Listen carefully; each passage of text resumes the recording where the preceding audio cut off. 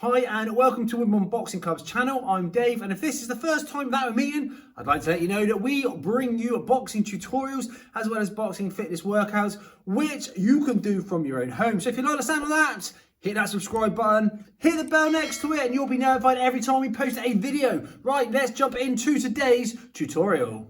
In today's tutorial, we are looking at the feint, the trigger, and 5 ways you can use it effectively in a spar or in a bout to land point scoring shots. So what is a feint and trigger? Well, as I just briefly mentioned, a feint and trigger is to help you set shots up. So to help you basically score points. So a feint or a trigger is to draw a reaction from your opponent, and then you will counter that reaction. So we're going to go for, like I say, 5 different ways you can use feints and triggers to score points and to set shots up. But one of the things you have to remember, and you have to make sure that you do, is to make sure your feint or your trigger is realistic. In other words, your opponent believes that you are about to throw that shot.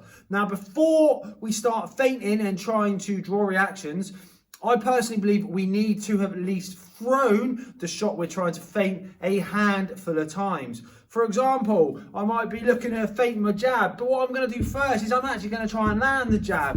I'm going to try and land the jab. And now I've set that up for a feint, and then I can go and execute. So 2 reasons. I mentioned the first one, we want our opponents to believe we're about to throw the shot. But the second thing is, what I'm trying to see is, how does my opponent deal with the shot that I'm throwing? So if I'm throwing a jab each time, and this is going to move on to point 1, and they're bringing their hands up to the center, I know that when I feint the jab, we're going to create this reaction, and that's going to leave a gap on the flank, and it's going to land a flanking shot. So the idea is to obviously make our opponent believe we're about to throw the shot, but to have a watch so that we can counter the reaction. Doesn't always have to be the jab, and we're about to break that down even more. So let's go on to point number 1. Just been through it really. So we're going to throw a straight shot down the center to then feint the straight shot to come in with a flanking shot. So point number 1 is to land flanking shots. So we can feint the jab and then come in, boom, and hit the hook.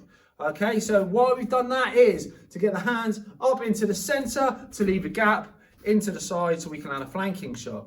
That is point number 1. Doesn't have to be with the jab. I can throw my rear hand down the middle, throw a couple of times, then I can feint the rear hand, boom. It creates the same reaction, feint my rear hand, come in with that hook to the flank, to the chin. Okay, so point number 1 is to set up your flanking shots. Point number 2 is similar to point number 1 in terms of setting up a flanking shot, but we're trying to bring in an over parry. So we've noticed every time we've thrown a jab at our opponent, they are parrying it here. Right, rather than a nice disciplined parry in front of the chin, there is a link up there. You can see how to parry.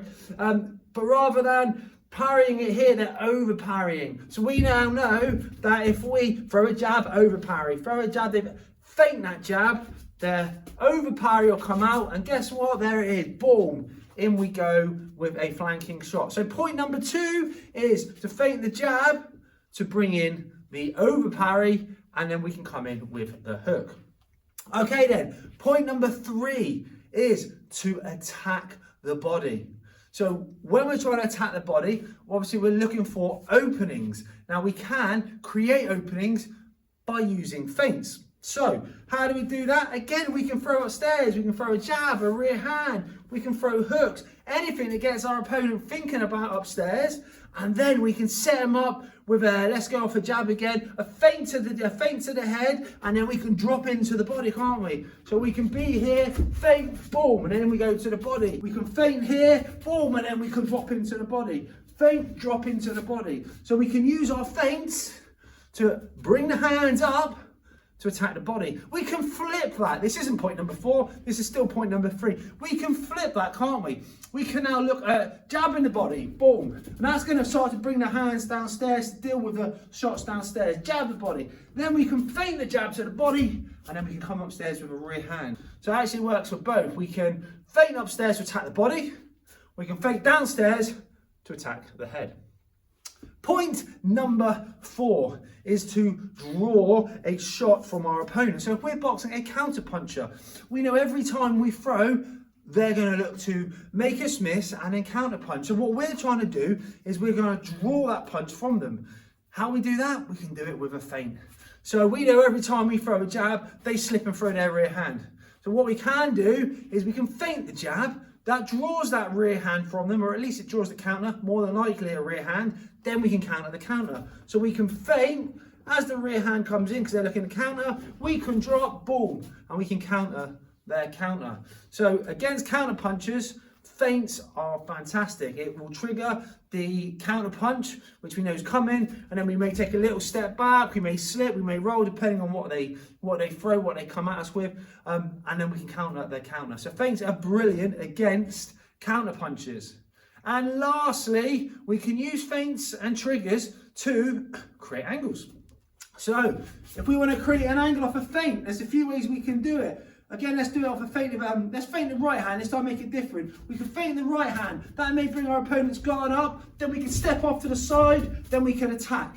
All right, so we're here, we might feint that right hand, here, feint, step, boom, attacking from a new angle. Go off the jab this time, we can change the angle the other way.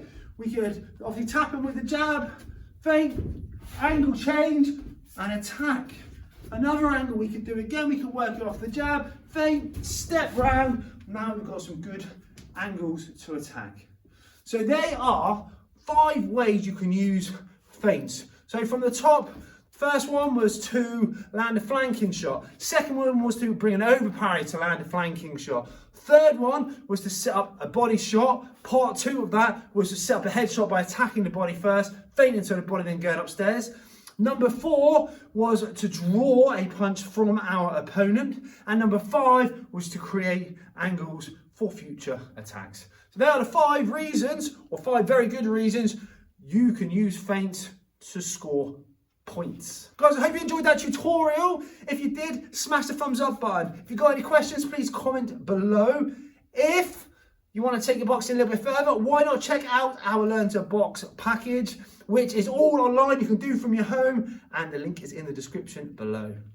That's all I've got for you. Hope you enjoyed it. Thank you very much for watching. Before you leave, subscribe to our channel and check out these 2 awesome videos.